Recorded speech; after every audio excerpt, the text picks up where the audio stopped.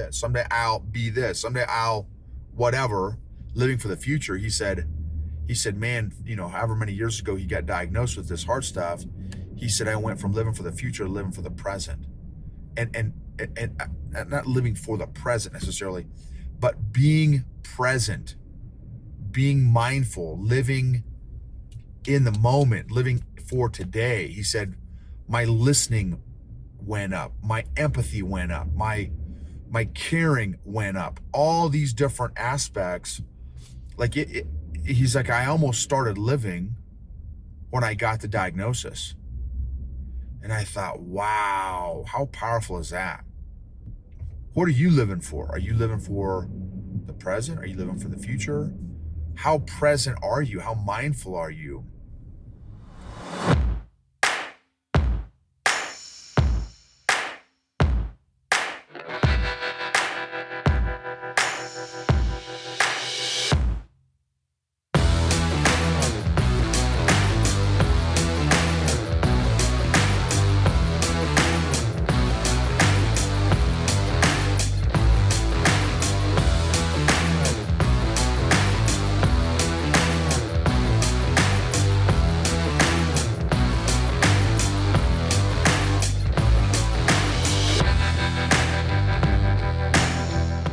EQ gangsters, this is going to be about giving and receiving.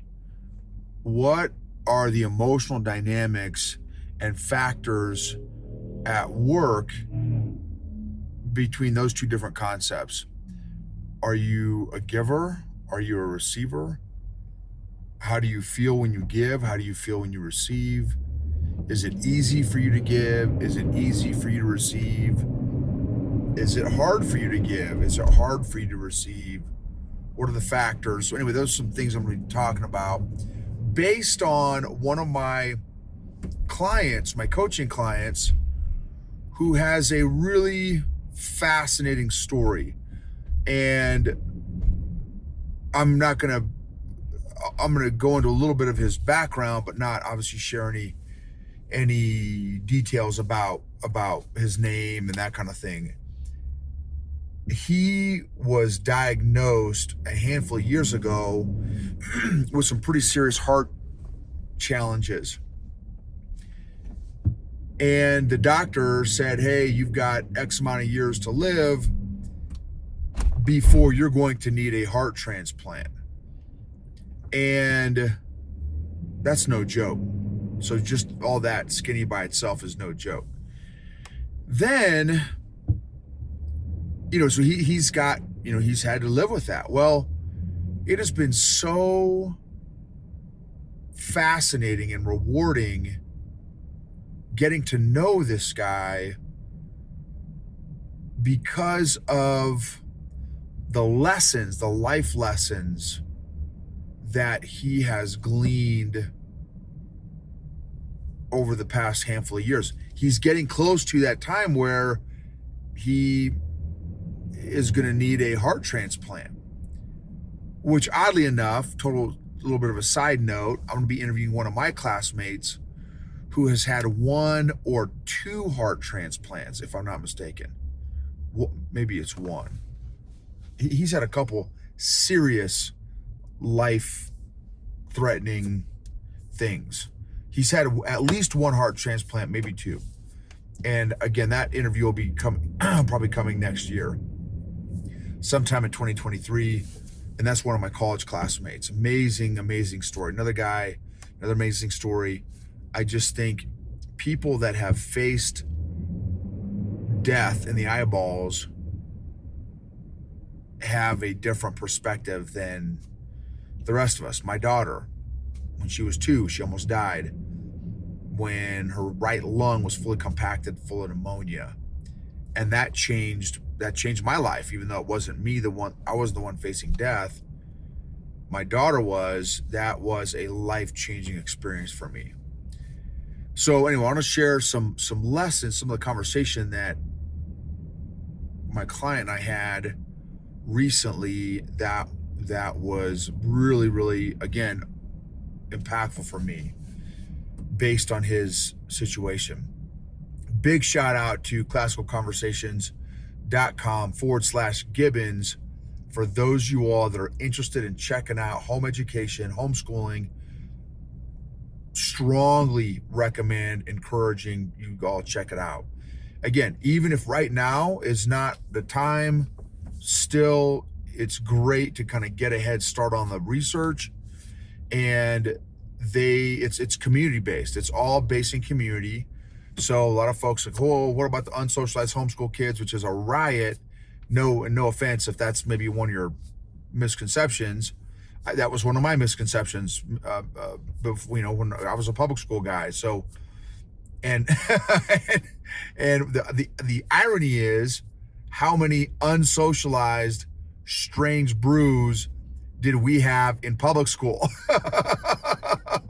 But I never thought about that. So, are there some unsocialized homeschool kids? I'm sure there are. Matter of fact, I know there are. I've met some. I will tell you, more often than not, I would even say 99% of the homeschool kids that I've met, and I met thousands of them, no exaggeration, thousands of them are, I would almost argue, more socialized than public school kids. I was quote unquote socialized with 30 other 5-year-olds and 6-year-olds and 7-year-olds and 8-year-olds all the way up the line. How realistic is that in real life?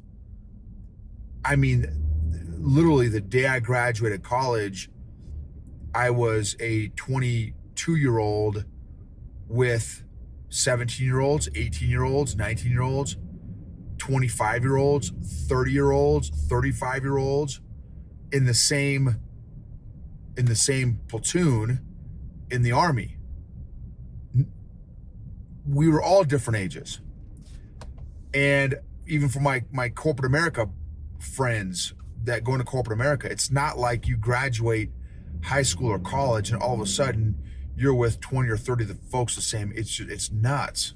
So in homeschooling, she's got kids that are pretty close in her age. She's got 9 other kids in her class that are all 1 or 2 years apart, but because that's one day a week, but then the rest of the week she's hanging out with friends. She's doing acting class, her acting stuff, her theater stuff, which are different ages. They've got adults in theater, they got kids in theater. Then we do jujitsu, all different ages. So she is around a wider variety of people than I ever was when I was going up through the ranks of school and stuff. So anyway, classicalconversations.com/Gibbons. Definitely recommend checking it out. classicalconversations.com/Gibbons. That's Gibbons. 2 free downloads on there as well.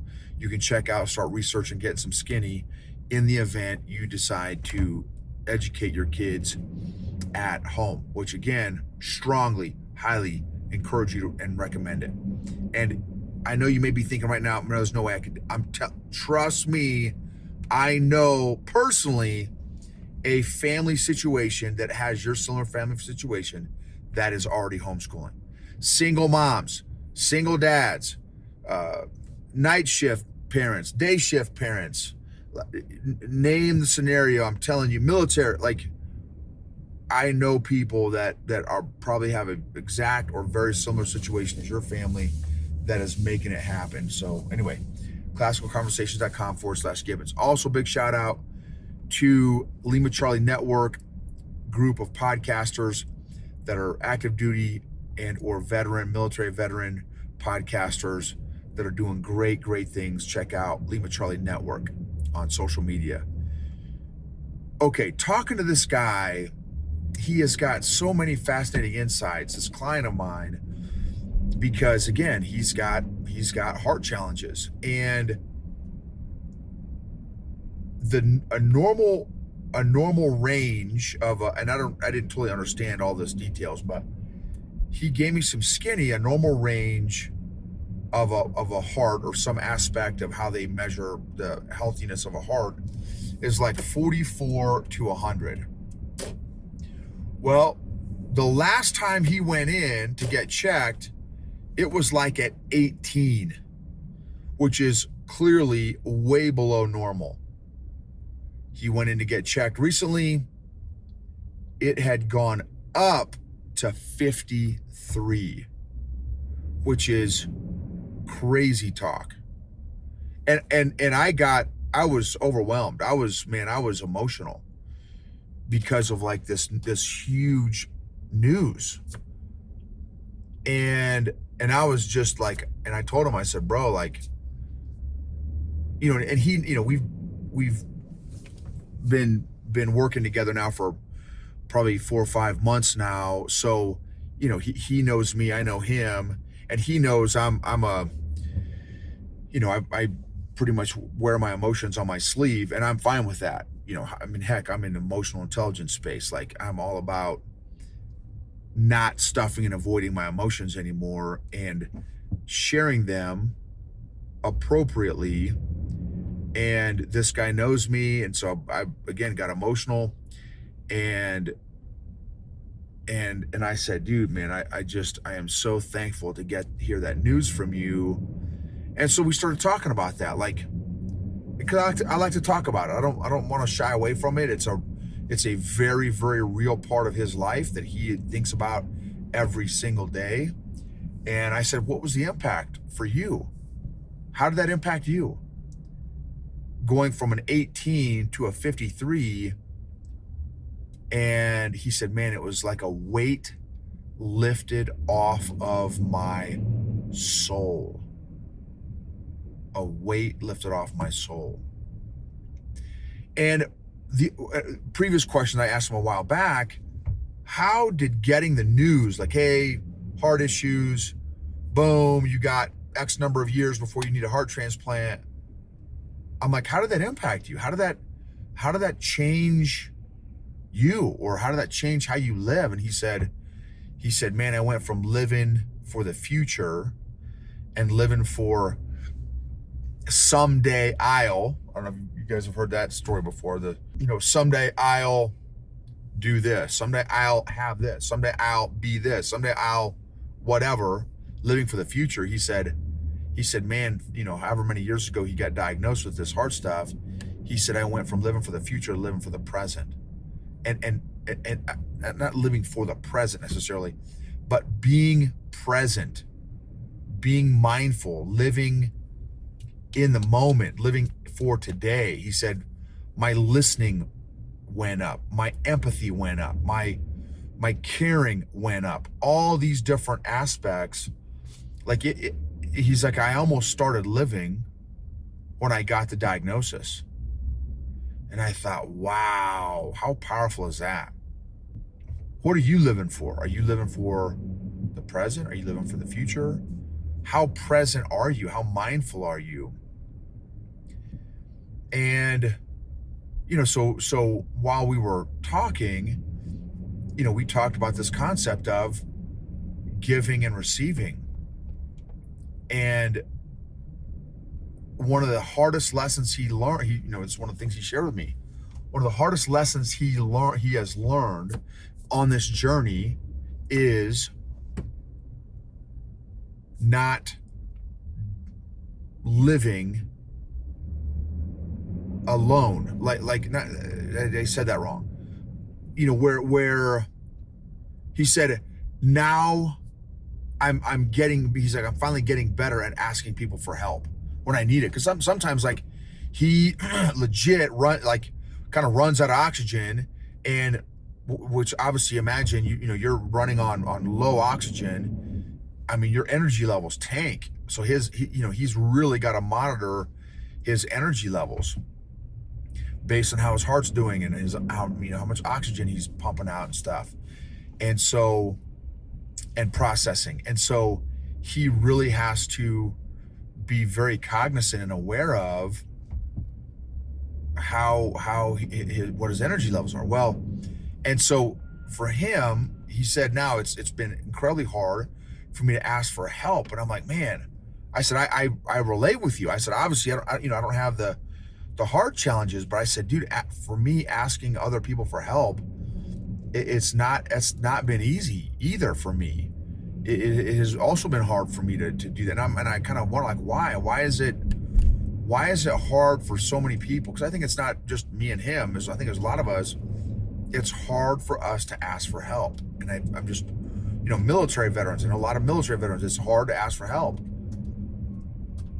People that are struggling with mental health, emotional health, heck, physical health. Like, what is it? Why is it hard for us to ask for help? And so then it turned to giving, right? He's like, man, I'm a giver. He his background, he's got this background in a giving, like a service profession, where it's kind of the part of his job for a number of years was helping other people. And I mean, he's in leadership now, so it's not like he's not helping people now, but just in a different capacity. And so he said, maybe it's just because giving, it's I used to do a giving profession for so long that it was a lot. It's just, I just got so used to giving, and so now it's hard for me to receive. And as an executive coach, leadership coach, there's obviously, I'm giving, I'm listening, and I've been doing this for a number of years. But how about for you? Is it hard for you to receive? And why is it hard for you to receive? What are the emotions around receiving? How do you feel when someone gives to you? How do you feel? What are the emotions around receiving? And then also giving. What are the emotions around giving? For me, here's another thing too, my people-pleasing addiction that I had for, however many decades, 3 or 4 decades. Part of it, of giving, was very selfish because, and it was part of my love and passion for giving came from my addiction of people-pleasing, because I thought that was a way for me to win people over or whatever. And again, this is all subconscious stuff. None of it was conscious. I wasn't consciously like, oh man, if I give to so-and-so, Frank or Bob or Susie or Francis, oh, they will dig me. It wasn't a conscious thing, but I think subconsciously, I thought that, man, if I can become a really big giver to people and give of my time and resources and then they will like me or whatever. And so I think that's where part of my giving came from. And again, my love for people / addiction of people during those years kind of all tied into it. And man, I tell you, receiving for me has been a very, very uncomfortable experience. Has made me it makes me very uncomfortable. I don't know. Now, I think maybe I'm a little better at it. I hope. And the point that my buddy brought up, my client brought up, is healthy relationships. It's got to be a balance. Because I also know people, I've got, I know a number of people, some of the narcissists that from the business cult I was in, they would take and take and take and take and take and loved it. This guy, the hardcore narcissist, that was like his MO, was taking, and loved it. And he loved taking, and because that was part of his manipulation and control, and when he did give, the off chance he would give, it was all strategically minded with the purpose of controlling and manipulating. So which again, like I kind of said, heck, I did some of that, but I know my motive was not to manipulate or control. I guess you could say in a way it was to manipulate the relationship and control the relationship. But I know for me, I wasn't doing it out of those motives. Like, I wasn't consciously aware of that. This guy I'm talking about was absolutely aware. He knew exactly what he was doing. Mine was out of my addiction, and I thought it was I mean, and I felt like it was from out of good motives, pure motives. So, and I, but here's the thing: do motives matter, or not? Because the end result is the same. You could make an argument, right, that motives don't matter because the end result is the same. Which, man, just makes me feel terrible. So, anyway, something to think about. What percentage of time, and is it vary by relationship? Some relationships do you give more and receive less. Other relationships do you receive more and give less. And it'd be a fascinating study for each of us to do. How about those closest to you? Those closest to you, what is that balance? What does that look like? Is it 60-40? Is it 50-50? Is it 70-30?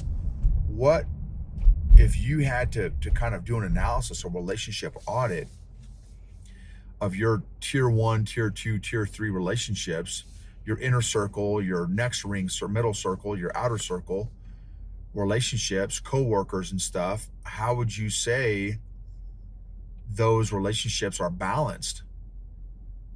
Are you giving more and receiving less? Are you receiving more and giving less? Do you need to give more? Do you need to be more aware of receiving more? Do you need to be more open to receiving more? How can you increase the healthiness of the relationships that you're in or that you want to develop? How can you make those as healthy as possible by having a better balance in those relationships? The other dynamic about giving and receiving is that I kind of talked about was there's a level of intimacy in giving and receiving. Just relationally, I think in receiving, there's a level of intimacy, and maybe that's what was making me uncomfortable. I don't know. I really got to do some more thinking about it, but it just really hit me today. And then also, so how would you agree with that? Is there a level or degree of intimacy in receiving? And is it, because then my buddy talked about, he's like, well, because to receive, you've got to have some vulnerability. You got to be vulnerable to receive. And I thought, wow, well, then do you have to be vulnerable to give? Or does it take more vulnerability to receive than to give? Anyway, we went down a rabbit hole, and I think there's just a lot of value in thinking through and working through some of this stuff because, again, emotional health impacts and directly affects all of our relationships, all of them.